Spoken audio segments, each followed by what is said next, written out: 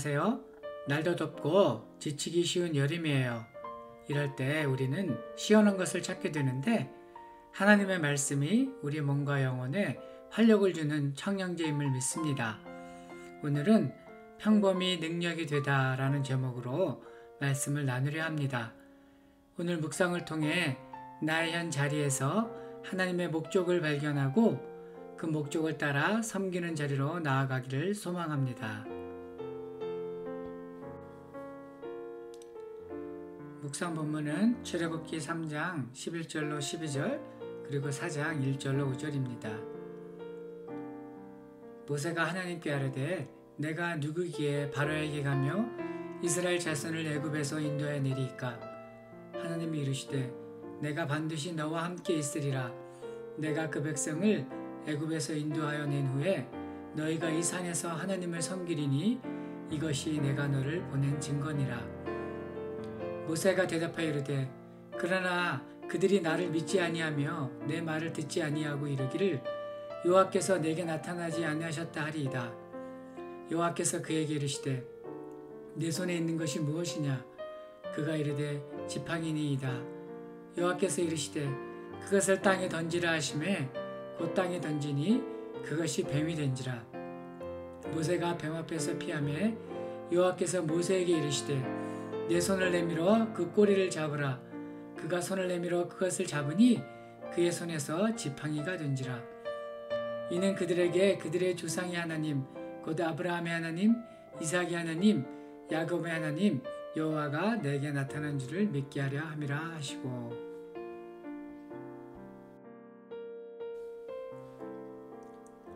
하나님은 각 세대별로 당신의 종들을 불러세워 하나님의 뜻과 목적을 이루어 오셨습니다. 이 땅에서 하나님을 잘 섬기다가 하나님 품으로 돌아가 영원한 안식을 누리는 인생이 우리 믿는 자들이 바라는 가장 복된 인생일 것입니다. 아멘이시죠? 우리 모두 이런 복된 인생 되기를 축복합니다. 그러면 하나님을 잘 섬기는 것은 무엇일까요? 사도행전 13장 36절에서 다윗의 인생을 짧게 요약해서 정리하고 있는데 다윗은 당시 그 시대를 향한 하나님의 목적을 따라 섬기다가 잠들었다고 기록하고 있습니다. 하나님을 섬긴다는 것은 하나님이 부여하신 시대적 소명을 따라 살아가는 것임을 알게 됩니다. 그래서 시세를 알고 시대적 소명을 발견하는 것이 중요합니다. 요즘 젊은 세대를 보면 예전에는 평범하다고 여기던 것조차 흔하지 않은 시대를 살아갑니다. 웬만큼 낙천적인 성격이 아니고서는 결혼이든 다른 무엇이든 엄두를 못 내고 모험도 도전도 언감생심 중간이라도 가기 위해 이 사회가 정한 룰에 갇혀 치이고 몸부림치며 우리 자녀 세대들은 신음하고 있습니다. 베이비 부모인 우리 부모 세대는 어려웠던 시절을 살아오면서도 자식을 열심히 교육시켜 입신양명하기를 바랬고 자녀들이 평범함을 넘어 비범한 인생이 되기를 바랬었죠. 그러나 세상은 변했습니다. 5G 시대, 인공지능 시대에 진입했고 천지개벽이라 불리울 만큼 산업과 사회 전반에 걸쳐 많은 변화가 진행되고 있습니다. 일자리 환경이 바뀌어 고전적인 일자리가 없어지고 계층 간 사다리는 더욱 고착화되고 있습니다. 더더욱 코비드로 인해 고용시장이 얼어붙어 있어 청년들의 고충이 가중되고 있습니다. 바뀐 환경에 적응하지 못하면 부모 세대보다 가난한 첫 세대가 밀레니엄 세대인 요즘 젊은이들이 될 것이라는 불안한 예측이 점점 가시화되고 있는 실정입니다. 이렇듯 암울한 사회 현실에 갇혀 신음하는 우리의 자녀들이 성경을 통해 증거되는 권능의 하나님과의 인격적 만남을 통해 삶의 참 의미와 목적을 발견하고 절망에서 소망으로 옮겨지기를 간절히 기도합니다. 모세 때에 이집트에 살던 이스라엘 백성들도 세상 권세 아래서 종살이하며 심한 노역과 억압으로 신음하고 있었습니다. 주변을 둘러보아도 그 어디에도 돌파구는 보이지 않았고 그들은 그렇게 탄식하고 절망 가운데 있었습니다. 이때 하나님은 이들의 신음소리를 다 듣고 계셨고 이들을 향한 놀라운 구원 계획을 진행해 가고 계셨죠. 소망 없이 근근히 하루하루를 버티고 있는 이스라엘 백성을 건져내어 하나님께 속한 천국 백성 삼으시고 그들의 눈물을 닦아주시고 그들의 필요를 채우시며 지친 몸과 마음에 쉼과 안식을 주시는데 이는 이들이 복의 근원이요 제사장 나라로 기쁨과 자원함으로 하나님을 예배하며 세상 만민들에게 살아계신 하나님을 증거하여 모두가 하나님의 은혜를 받아 누리게 하기 위함이었습니다. 이 목적을 이루시고자 광야에서 40년간 양을 치다 이름 없는 한 촌부로 늙은 모세를 불러 이스라엘 자손을 약속의 땅으로 인도하라 말씀하고 계십니다. 그러나 모세는 이스라엘 백성들이 그를 믿지 않을까 두려워서 하나님께서 보내셨다는 증표를 요청하게 되죠. 그도 그럴 것이 400년간 이스라엘 백성들은 하나님의 말씀을 듣지 못했기에 모세에게는 그들에게 확신을 줄 무언가가 필요했을 것입니다. 이때 하나님은 내 손에 들린 것이 무엇이냐고 모세에게 물으십니다. 하나님께서는 무엇을 모르셔서 새로운 정보를 얻기 위해 질문하지 않으십니다. 하나님께서 물으실 때는 평소에 대수롭지 않은 것으로 간과하고 지나치던 것을 주목하여 보게 하심으로 새로운 시각과 능력을 부여하시는 카이로스의 시간입니다. 모세는 그의 손에 들려있는 막대기를 바라보며 이 막대기가 뭐 어떻다는 거지? 속으로 의아했을 것입니다. 이때 하나님은 모세에게 그 손에 있는 것을 땅에 내어 던지라 말씀하십니다. 그러자 모세가 순종하여 손에 든 지팡이를 놓았더니 하나님의 권능이 나타나기 시작합니다. 그것이 위협적인 코브라로 변했고 무서워 도망치는 모세에게 하나님은 이상한 명령을 하시는데 그 꼬리를 잡으라 하십니다. 이에 모세가 토달지 않고 순종했더니 뱀이 그의 손에서 지팡이가 되는 신기한 일이 일어나게 되죠. 이 장면에서 우리는 몇 가지 교훈을 얻게 되는데 먼저 하나님 말씀을 경외하여 순종하는 것이 능력이라는 것입니다. 사실 독사의 꼬리를 잡는다는 것은 상식에 벗어난 일이죠. 일반적으로 뱀은 머리를 잡아야 제압할 수 있는데 꼬리를 잡는 것은 위험천만하고 어리석은 일입니다. 사람은 눈에 보이는 현상에 사로잡혀 과도하게 두려워하기도 하고 때로는 별거 아니라고 방심하기도 합니다. 하지만 하나님은 본질을 꿰뚫고 계십니다. 지금 코브라의 모양을 하고 있는 것의 본질은 죽은 막대기입니다. 하나님이 일부러 모세를 위험에 빠뜨리거나 하나님의 권능을 과시하고자 비상식적인 명령을 하시는 것이 아니라 본질을 꿰뚫어 보시는 하나님을 믿고 겉으로 보기에 이해가 안 되더라도 그 말씀에 순종하면 언제나 승리하고 하나님의 영광을 보게 된다는 평범한 진리를 교훈하고 계시는 것입니다. 그런데 왜 하필 막대기가 변한 것이 코브라였을까요? 하나님의 행하심은 신묘막측하여 다 헤아릴 수 없지만 모세가 코브라를 보고 놀라 피하면서 그의 마음에 이집트 왕 바로가 떠올랐을지 모릅니다. 코브라는 바로의 힘과 권위의 상징물인데 모세는 바로 궁에서 자라면서 이를 인지하고 있었을 것입니다. 모세에게 바로는 명독을 가지고 있어 물리면 그 자리에서 즉사하는 코브라처럼 분명 위험하고 위협적인 존재임에 분명했습니다. 바로의 말 한마디에 생사가 왔다 갔다 하는 장면을 보았을 것이고 본인도 자신을 죽이려는 바로를 피해 미디안 광야로 도망쳐 왔기 때문입니다.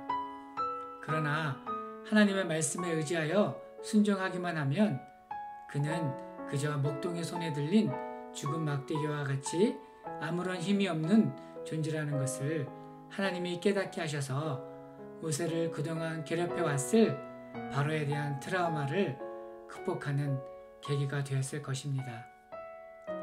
여기서 한 가지 엉뚱한 상상을 해보았는데 만약에 하나님의 말씀을 모세가 따르지 않았다면 어떻게 되었을까요? 내 손에 든 것을 let it go 하라는 하나님의 말씀에 이것은 내가 가진 전부라서 내려놓을 수 없어요 라든지 아니면 이 막대기가 무슨 소용이야 하며 자신이 가지고 있는 것을 폄하하며 불평하는 태도를 보였다면 우리가 읽고 있는 출애굽의 장엄한 역사는 모세와 그의 손에 들린 지팡이와는 아무런 상관이 없었을 것입니다. 반대로 모세와 대척점에 서 있던 바로는 어떠했을까요?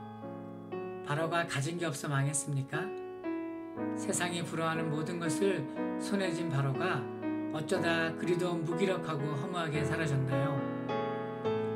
내 백성을 놓아주어 나를 예배하게 하라는 하나님의 명령에 바로가 순종하여 내어드렸다면 바로는 다른 모습으로 하나님의 영광을 드러내는 역사의 주인공이 되었을 것입니다. 상황을 바꾸고 역사를 세우는 권능은 오직 전능자 하나님에게서 나옵니다. 아멘. 하나님은 우리에게 주신 것을 찾으시고 그것을 통해 하나님 나라를 이루어 가십니다. 죄인된 우리는 자꾸 우리에게 없는 무언가를 부러워하고 갈구하지만 이런 욕심이야말로 헛된 것입니다. 하나님이 주셔서 우리 손 안에 있는 그것을 믿음으로 내어드릴 때 우리 자신도 그리고 우리가 내어드린 그것도 하나님의 손에 붙잡힌 권능의 도구가 되는 것입니다. 이집트 바로는 화려하게 장식한 홀을 손에 쥐고 왕의 위엄과 권위를 과시하였지만 양칠 때 쓰던 보잘것없는 막대기를 손에 든 모세 앞에서 아무 능력 없는 초라한 모습 그 자체였습니다. 도구의 겉모양이 아니라 누구의 손에 들려졌는가가 도구의 능력을 결정합니다. 모세가 하나님의 말씀에 순종하여 내어 맡긴 지팡이는 이제 하나님의 권능의 손에 붙들린 왕의 홀이 되어 하나님의 목적을 이루는 권능의 도구로 쓰임받게 되었습니다. 고집부리는 양을 때리는 데 사용하던 모세의 지팡이는 이제 하나님의 지팡이가 되어 10가지 재앙으로 이집트와 바로의 죄악을 심판하는 의의 도구로, 홍해를 가르는 기적의 도구로, 바위에서 시냇물이 흘러나오게 하는 생명의 도구로 그 신성한 목적을 섬겼습니다. 보잘것없어 보이는 우리 인생도 하나님의 말씀에 순종하여 하나님의 손에 내어 맡길 때 하나님을 증거하는 신성한 도구로 쓰임받을 줄 믿습니다. 우리의 삶은 우연이 없습니다.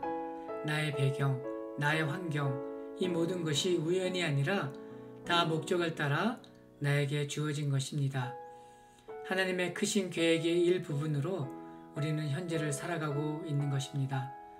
우리 손에 있는 것이 작다 하여 멸시하거나 불평하는 것을 멈추고 하나님께서 그것을 통해 하실 일을 기대하며 오늘도 말씀을 따라 순종하는 삶 살기를 기도합니다.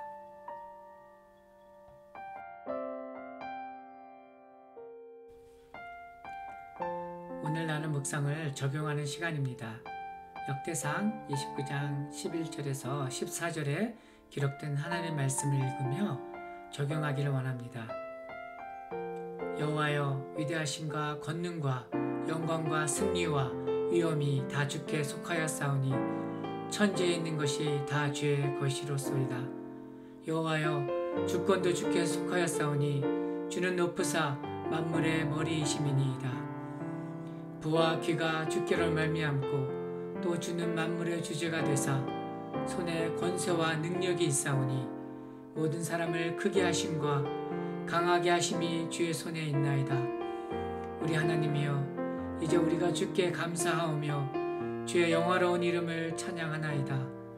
나와 내 백성이 무엇이기에 이처럼 즐거운 마음으로 들을 힘이 있었나이까.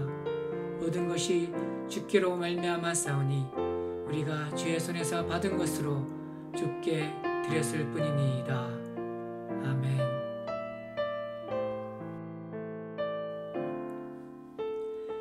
하나님을 믿고 의지함 없이 하나님의 목적을 따라 섬기는 것은 불가능합니다.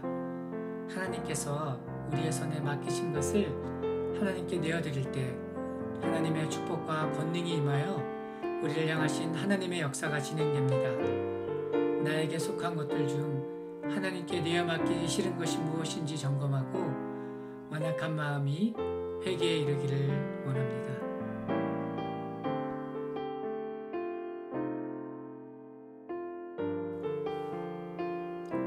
기도하겠습니다. 하나님 아버지, 오늘도 구원자 예수님을 의지하여 주의 긍휼을 구합니다. 그 옛날 고통 중에 있는 이스라엘의 시름소리를 들으신 것처럼 이 시대가 당한 아픔과 신음소리를 들으시는 줄 믿습니다.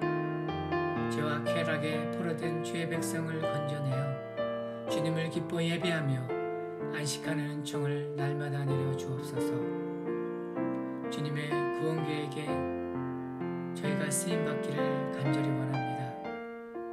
주님이 우리 손에 들려주신 것이 무엇인지 보게 하시고 주님께서 쓰실 수 있도록 그것을 다시 주님께 내어 맡기기를 원합니다. 주님이 꿈꾸시고 뜻하시는 모든 변화들이 우리 가운데 일어나게 하시고 주님을 영화롭게 하는 믿음의 세대로 세워지게 하옵소서. 평범해 보이는 우리의 삶이 성령의 기름 부음으로 거룩하여지고 생명을 살리는 권능의 도구로 쓰임받기를 원합니다. 예수님의 이름으로 기도합니다. 아멘.